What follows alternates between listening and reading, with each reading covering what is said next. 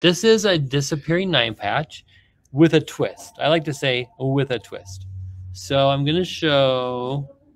Should I show the whole thing from far away? Sure, let's hold it up. I'm not going to show the whole thing, but this is... So this is a quilt I made for one of my nieces for Christmas. And she sent me a picture of it that she saw off of Pinterest. And I was like, well, that sounds... I mean, it looks tricky. And I couldn't quite figure out how they did it. And then somebody sent me a message that said, well, they just did this, this, this. They said, it's a disappearing 9-patch. So this one's all... My one niece, she just loved the cotton steel. And so what I like about this is it is basically a solid and a low volume. So you can do a solid and a white, or a dark. And if you do a dark and a light, it helps. So a dark and a light, or a dark and a low volume. So Chris talked a lot about low volumes this recently. And isn't that so cute? So the block, let me show where we see the block. So this is a block right here. Can you see that? Let's see if we can highlight. Let's see. Okay, you put your finger at the top of this one. Further over. Further over? No, that way. Oh, sorry, maybe that wasn't a good one. So this is a block right here. Wait. Oh, dear. Oh, yeah, right there. So that is one block. So where you see this little, what's that called? An hourglass. An hourglass, yeah. That you make the hourglass, and it makes it in the middle. So that's why I kind of like this, is it's basically just a disappearing 9-patch, but with a little bit of a twist, right? So I'm going to show you how to do it. We'll put that over there. We were experimenting with sewing a little bit earlier, and our thread ran out. Should we try it anyway? Should we try sewing? We can. Are you I don't ready? know. The thread kept running out, and it kept coming unthreaded. Yeah. Let's just talk about it. Let's talk about it first. Bruno. Okay. So I did it with these. I had a little charm pack here at work. Just, hanging out, just in case you need a charm pack. Hold on. You keep one? Do you want me to? Yeah, turn more so we can see you. Well, I was going to put it like... Oh, not in my lap. Like that? We're going to just hold it up. Oh, actually, that wouldn't be too bad. Well, let's hold it up. It would be better. Are you sure? Yeah. Sorry. That's all right. I was finally picking up what you're laying down. Do I what?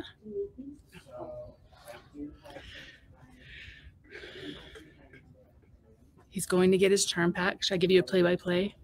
He is now walking back. He's walking back. He just left me. I'm like, oh, wait, where's Johnny? Where's Waldo? Oh, let me change my thing to number 2. Allison Sorry. likes Where's Waldo. She told me. She does? Mm-hmm. Thing number 2. There we go. Thank you for that reminder. I appreciate it. Oh, yeah, let's remove that comment. Thanks. You guys, if you saw the technical things we had to do here to make magic. Okay. So I took a solid and a log cabin. I mean, and a low volume, a log cabin. Sheesh. I took a solid and a low volume, put it together. I did that again.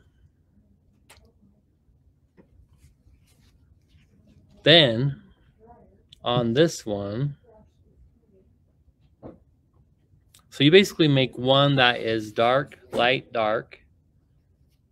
So a 9-patch that is dark, light, dark. Mm-hmm. Should we show? Oh, I was going to put the pictures up. The pictures are on the pattern. That's helpful, isn't it? That's super helpful. Hey, so we're going to just have you talk to Cheri for a second. No. Hold on one second. Hold on. I will tell them about my ride here. Tell them about the flying objects. Oh, man. I was coming in a little late today. Not late, but a little late. And I'm driving, and there's a lot of traffic on the freeway today. And I'm driving behind a guy that has a trailer, and all of a sudden things are flying off, and I'm like, whoa, what is that? You know how you just get all panicked? It is big pieces of sod that are flying off. So one flies off and kind of goes to the left, and one flies off and goes to the right. And I'm like, oh, what's going to happen next? And I'm like, my Mario skills are not on point. thought I was gonna die. And then we got that, and then a motorcycle like came, zoom, like scared me to death. I'm like, I gotta get out of here. It was crazy on the freeway today. Thanks for adding your thanks for that. Hold on one second. Thanks for my story. No, thanks for sharing. I do appreciate it. Oh look. That's why you got lunch, you know. Oh man, you guys should have me lunch. I had to like stop and get something and calm down. Celebrate my non-death on the way here because it was intense. All right, I'm gonna put this up and then you can. Do you mind talking about it for just a second? All right, so this is the one that is light, dark, light, and then dark, light, dark, and then light, dark.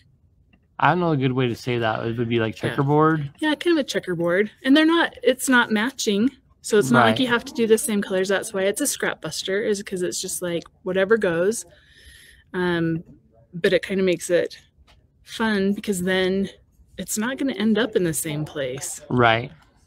Oh, this is the same one, darn barn. That one is light, dark, light. So you make two. And so we basically showed it to make, well, the pattern is just to make one block, but you basically make two if you do it this way.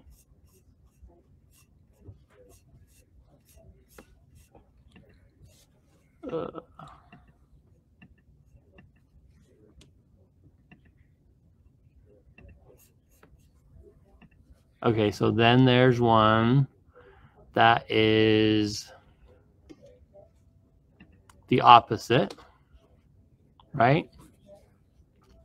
So then you just cut them on the diagonal. So like so. Thanks for your patience, everyone.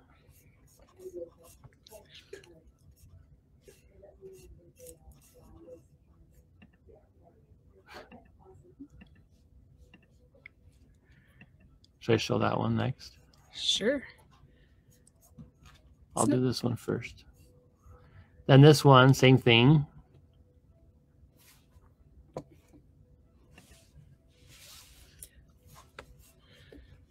So I kind of want to know, how many of you have done it this way? Because I think most people have done a disappearing 9 patch. Right. Just square, like perpendicular with the lines rather than on the diagonal. Yeah. So then when you put them together, it ends up like this. So that's what gives you that little hourglass. Yeah, thanks. Well, you get the hourglass there. I'll take this way. Hold on. Okay, and then when you get then the other corner is where you get the pinwheel. So when they come together, so see that pinwheel? Where'd it go? Right here. So that's where you get the pinwheel, is when the corners line up. So you have the hourglass up here and this hourglass down here. But then when you put it together, if you do it this way, you get that little pinwheel in the middle. So there's an hourglass, and here's an hourglass, because that one's kind of hard to see. So this bottom corner and this top one. Okay. Kenzie says, I've seen it, but never tried it. All right. It's too bad Kenzie doesn't have any scraps. I heard Kenzie has some scraps. Oh. Kenzie.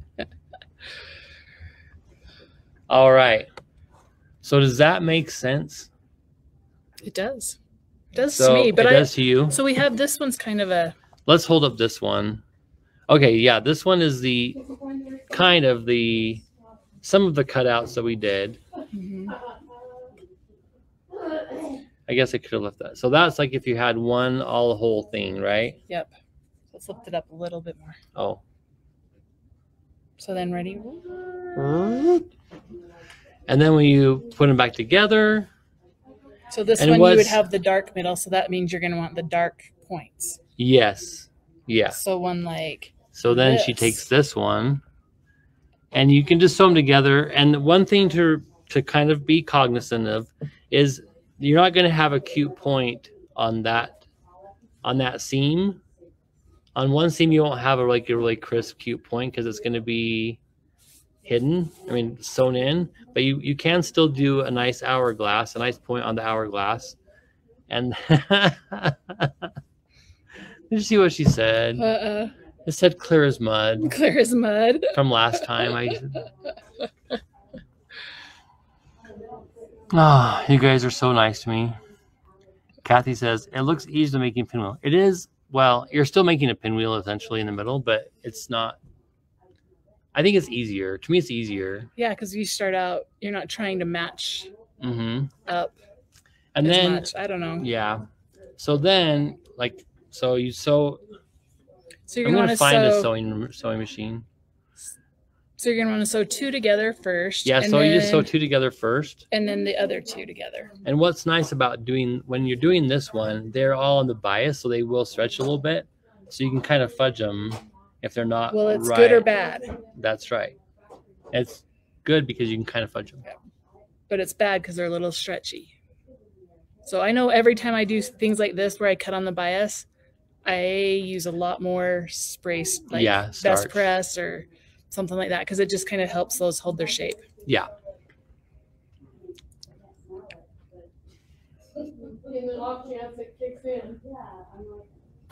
Yeah. Definitely easier than do a bunch of triangles. Yeah. Judy says, so you need to make several and then move the parts around for each of them. Yep. Yeah, basically. So the one picture, let me go back to that picture. Roxana's still out shopping. Hi, Roxana. She's not shopping here. Well, she already was. So this one, okay, it doesn't as cute because it's the same color in the center because I just used the same one. But you can see how that would look if you had different color. If you had different color to mix it up. So if you make more than one, if you made 4 blocks and cut them apart, you'd have enough to mix and match. But so when you do it, do you do like a yellow one and then a blue one, or do you mix even your colors up on your corners? Oh, I just mix it all up. Okay. Well, because I like scrappy quilts and I like having not to match things together. So, So you don't want to sew together on the long side would be your outside edge. Yeah, not the long side. So you're going to match up. Should we sew one really quick? Points. I'm going to find a machine to sew on. Hold on. There's got to be one nearby. So once you do that, then you are going to sew this triangle together on the long side because it will be your middle. So you'll have 2 that look like this, and then you'll sew them together. I'll show you. Like this. Here we go. So you'll have this sewn to this, and then you'll sew this long edge to another long edge, and you get this. And that's where you can see your hourglass. Okay. I think this will help to explain it better. Right? If I can hold it on. If I can hold on to it. So there's 2 halves of a diamond. Oh, yeah. Just like that. Oh, my gosh. It looks just like it, too. How'd you do that? Yeah, so sew on the diagonals that you cut, making a half. So you can picture like that. Let's see. Can you hold yours up to mirror that? Yeah, just like that. I'm going to sew one more together. It's going to be another yellow center, but it's okay.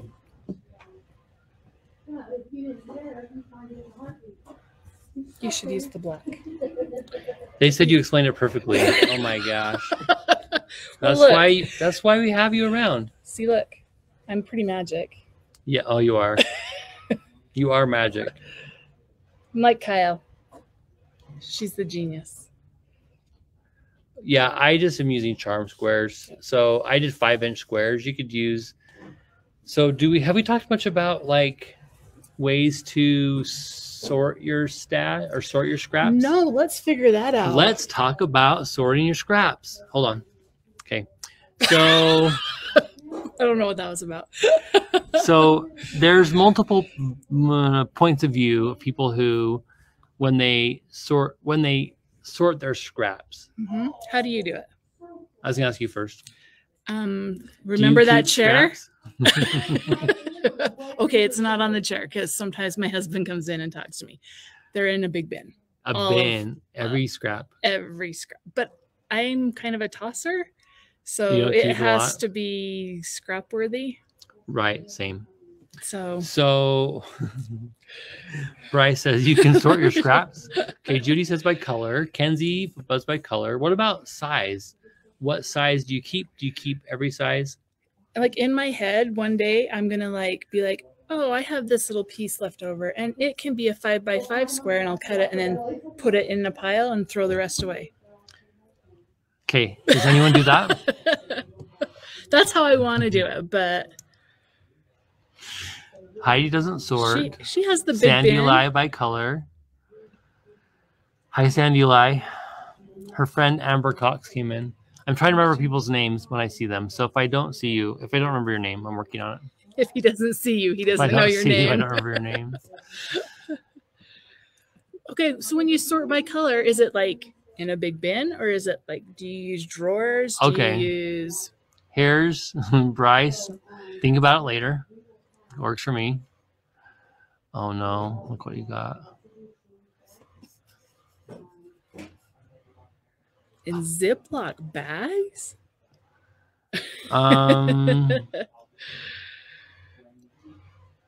This one, I will only keep a scrap that will cut to 5x5. But do you keep the whole scrap, or do you cut it to that 5x5 and toss the rest? I like this. 1 inch goes in the bag for pillows. All out's in the right color spot. That's cool.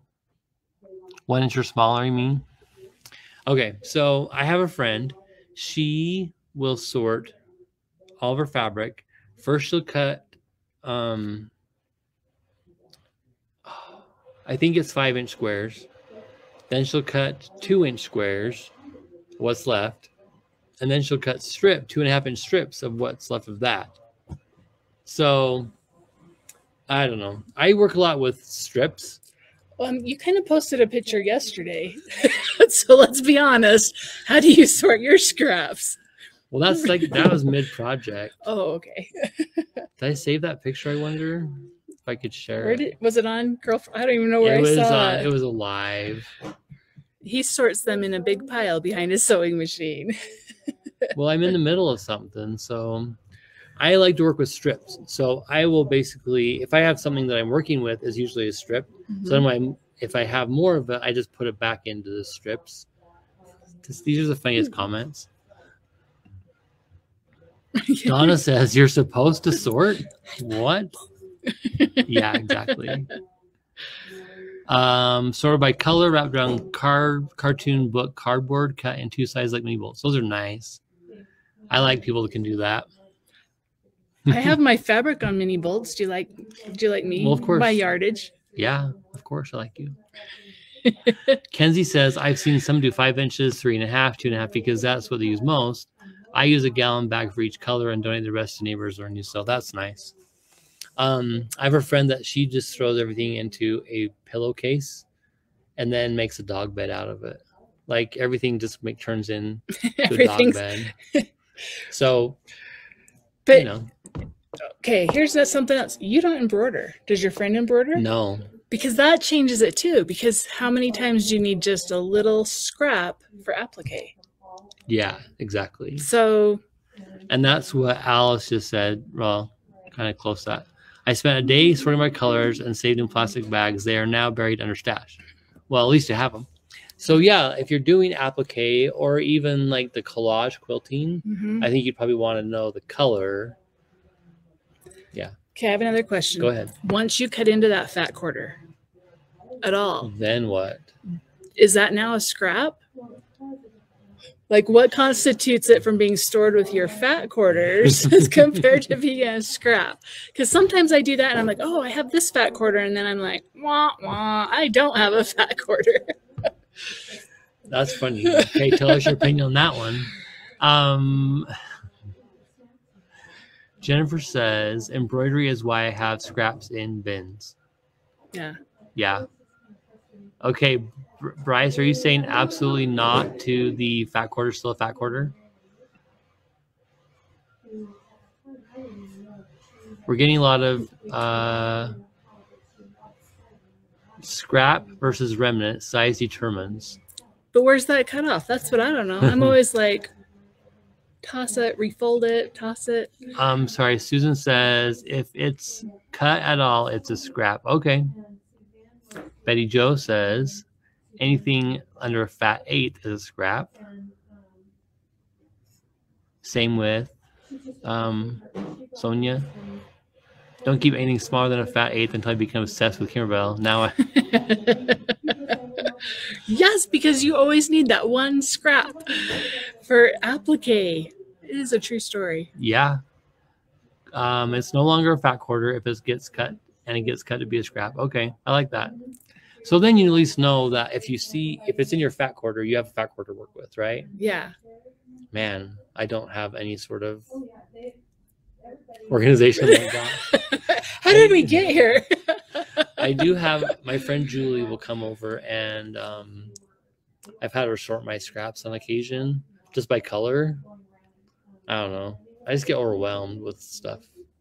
So what I'm working on is a quilt, and I'm working with a lot of strips, like 2.5 inch. Well, it's even smaller, like 2 1.5 inch strips, and then I make like 100 blocks at a time, so I'm making probably 100 blocks, maybe more. And do you just use all your scraps? Like, where are you getting them? Well, they're all cut in. Any fabric I bring in to the project now is cut into strips. But then after I'm done, it goes back to color. We'll say color or project. Because there's lots of projects that are like a colorway. So I work in usually colorways too. All right. So you have to look at Bryce's comment. Which one? He doesn't buy fat quarters. All right there. Oh. Just kidding. That is why I buy half-yard cuts. That way I have 2 fat quarters, so I cut in when I still have them. See, there you go. I love the people that come in. They're like, well, I mean, you read, anyway, people are like, well, if I like it, I buy 3 yards. Well, if I like it, I'll buy 5 yards. I'm like, that is the way I want to live. So I'll take a 5-yard cut of all of these, please. I was at a quilt store that was going out of business, and they would only do half-yard cuts. And someone's like, I want a 1/4 yard. And they're like, we're only doing half-yard cuts. And she's like, well, I don't want it. I'm like, it's a half yard. Like, it's still on sale. Yeah. Donna says, I love applique. My straps are in drawers. One drawer is smaller scraps. The other drawer is larger scraps. That's a good idea. That's a good idea. Yeah, larger and smaller. Like they graduate from the bottom drawer up. Right. That's not a bad idea. You're going to the top now. You've graduated all the way to the garbage can. Marianne says, I keep a little bag by my sewing machine and throw the little cutoffs in there for the grandkid. They are too small to use, but the kids can glue them into tiny quilts on paper. That's cute. Okay, I know what I do with those ones. What? They're on the floor in my room until they get dragged out into the hallway where they get vacuumed up. Oh. My little sewing room glitter goes down the hall. I do like, well, has anyone heard of crumb quilting? So comment if you've heard of crumb quilting. If you haven't, Chris did a bunch of it. Oh, she did? Mm-hmm. It's been maybe more than a year ago. Oh, okay. She did a crumb quilt challenge, and I think Kenzie loved it. Right, Kenzie? There were 2 of them that loved it. Yeah. Heidi says, I hate when I'm short on fabric, so I buy more. I know. Oh, that's the worst. I hate running out of fabric.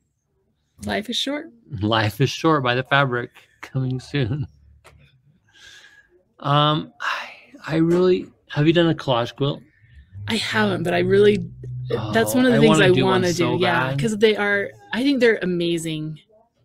That, and then like, I have a friend who does the little teeny tiny paper piecing that's like totally insane. And I just am looking at that and I'm like, holy cow, that's intense. Like the whole quilt is like the little teeny tiny paper piecing.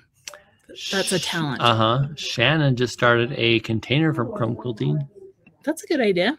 And just kind of like the graduating drawers. It's like now this is specifically for that. Now this is crumb quilting worthy. I don't know if what I do would be called crumb quilting, but kind of. But I like to make do blocks. I call them make do blocks. So I would say, you know, my grandma didn't have the luxury of running the fabric store, and our grandmas didn't, you know. Debbie Smith was the other one that loves Debbie. crumb quilting. What is the parentheses for the quotes? Not really love. They don't like it. They love it so much. Yes. They loathe it, actually. Yes. But I like to just do little make do blocks, you know, like just put a little piece of this gray with that gray, even though they're not the same. Okay, this is probably Debbie and Kenzie's thing. It's like, ooh, but it doesn't match now. It's just not going to work, or it's not like even. Like these are all one color, and then you're kind of throwing in, you know, like these are all corals and grays, and now you just have red. Like, no, it doesn't work. Susan said the crumb quilting challenge didn't go well. No. Why not? Just a lot of people didn't love it. Oh, okay. But I mean, it's fun to see, and I think it'd be kind of fun to have everyone like do a 24-hour type of challenge or something like that. You know, where it's like you can't go to the store, you don't have time. Yeah, let's do that in the club. In the club? Yeah. Or on their friends, I don't know, whatever. Okay. You guys want to do that in the club? What is crumb quilting? Can you explain it? Can I explain it? You can explain it. Well, if you had two pieces of fabric, so I have these two pieces of fabric, I sew them together, and then I take my next piece of fabric, and this is basically your scraps, right? So it might be this shape. And you just keep adding on. So you can see how like this doesn't match up here. So your next piece would just go like across the top. And with Chris, does she like cut as she goes? Like, do you cut? So like she would just like maybe lay this down, sew that seam, and then trim this off. So then you have this little piece that you could throw back in, or so you're just doing a bunch of straight lines. Bryce says 24-hour challenge. I'm fully stocked. Let's go. I know. Kathy says, I want to learn collage quilting, so maybe it could be a class here one day. Hey, I might know a person. Who's in charge of classes? Let's do something like that. Yeah, I think that would be a fun one. We'll have to look around and see if we can find a fun pattern. I know they're a little bit trickier, just because they're kind of loose, but so and I believe it was Jenny taught one, so you might be able to look back in the classes and find it, but I don't remember what it was. And I'm not sure if it was when we started videoing classes or not. So I'll look for it, but we'll see if we can pull another one in, because I think it'd be fun, even if it wasn't a full quilt, but maybe a throw or a something.